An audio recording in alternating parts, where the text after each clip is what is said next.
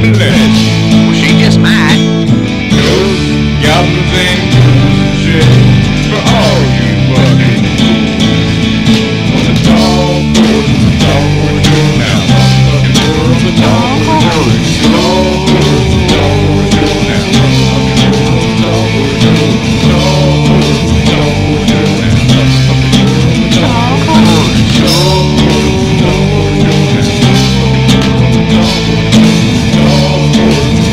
now. Fucking horror on the TalkHorror Show.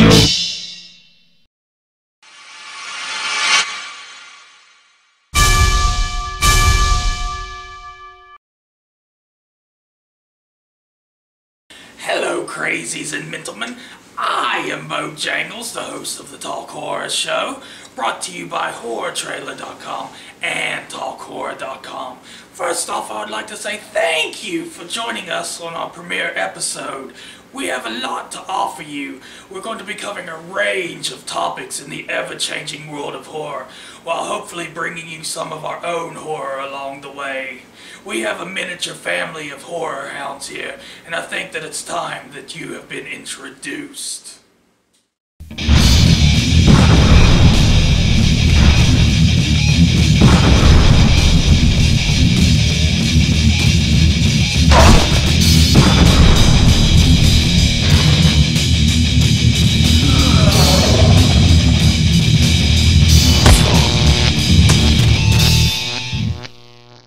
Hello, my name is Ginger Zombie. I will be taking care of the no-holds-barred portion of the show. On today's show, we'll cover a couple of topics. I'd like to start the show by talking about Rob Zombie's worthless piece of fucking shit, Halloween 2. Watching this movie made me want to die. Again. If I weren't already dead, I probably would have killed myself. Rob Zombie's writing skills really shined in this movie. I mean, within the first 10 minutes, we only hear the word fuck about 70 times. Reminds me of that one time I tried to scratch the inside of my ear with a fucking power drill. Recently in an interview, Rob Zombie said he wanted to make Michael Myers' character more human-like. I suppose by human-like, he meant a fucking superhero. I mean, how many people do you know that can just lift up a car and tumble that shit over like it's nothing?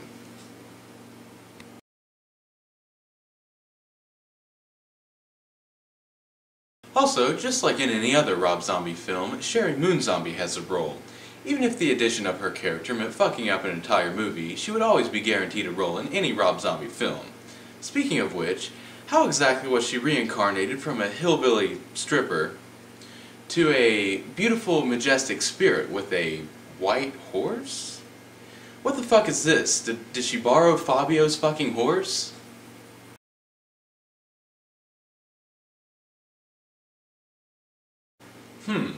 I wonder if that horse is educated.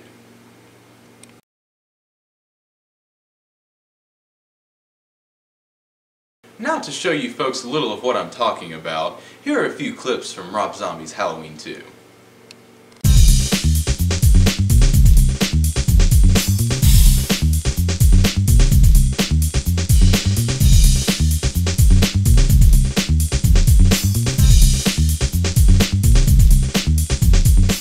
Now we're going to talk about a movie that actually beat Rob Zombie's Halloween 2 in theaters. Of course I'm talking about The Final Destination.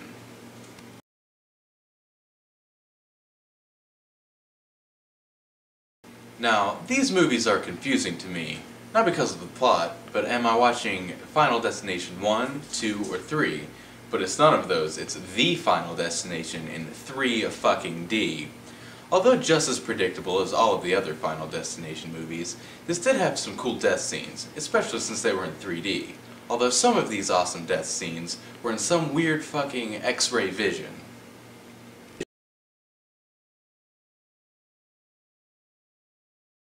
Granted, this movie was very predictable, and just like all the other movies in the series, I did enjoy watching this more than Halloween 2. Well, that's it for me. I would like to thank all of you for joining us on our first episode of the TalkHorror Show, and I hope to see you all again next week.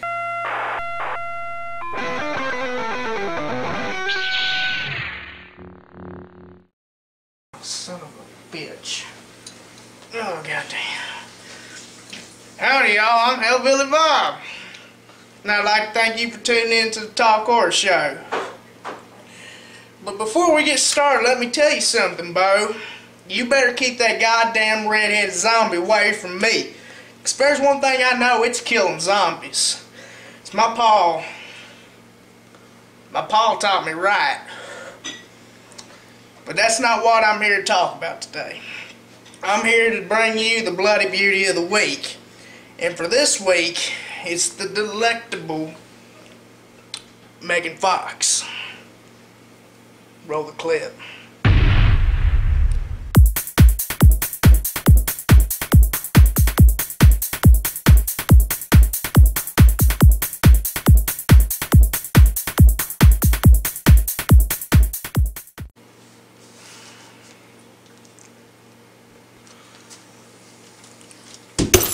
And that right there was the bloody beauty of the week. Y'all may wonder how we come up with these here bloody beauties of the week. They always told me two heads are better than one, so whenever we get collaborifying, magical things happen. And I'd like to thank y'all for tuning in to the show. But before you leave, let me tell you something.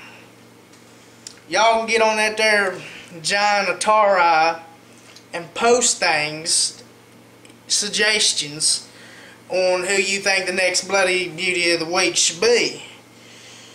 Because Megan Fox, she's hot and all, but she ain't gonna last.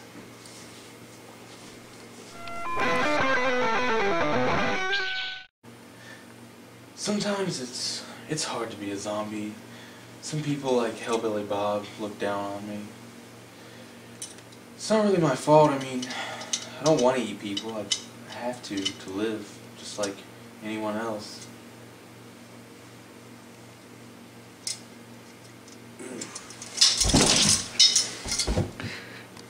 Well, folks, now that you've been properly acquainted with Ginger Zombie and Hellbilly Bob, I have someone else in our horror family that I would like to introduce you to.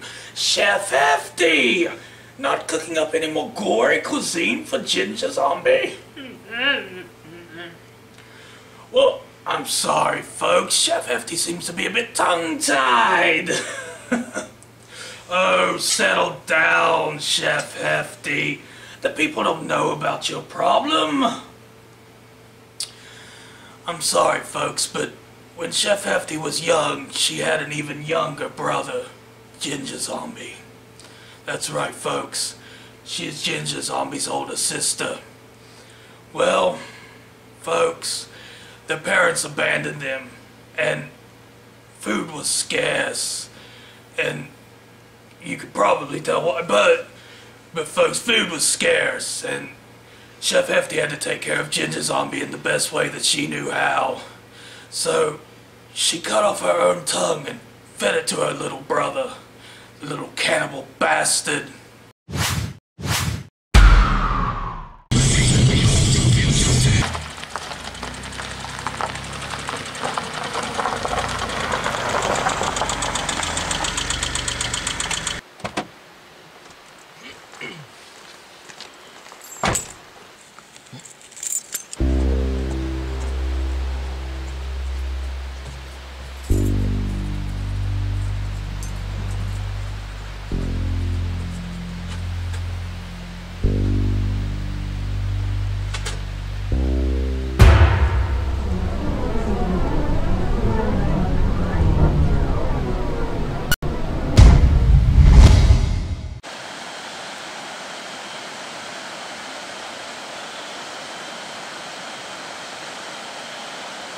And that concludes our premiere episode.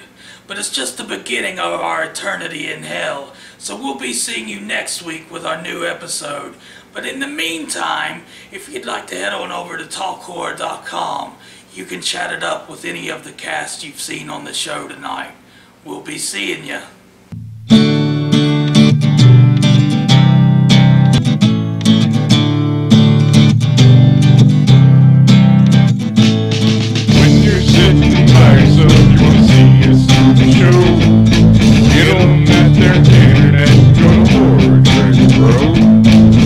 Like ginger folks, like hoes, real good friends I know. Good old fucking Hellbilly Bob, and a goddamn redneck slob.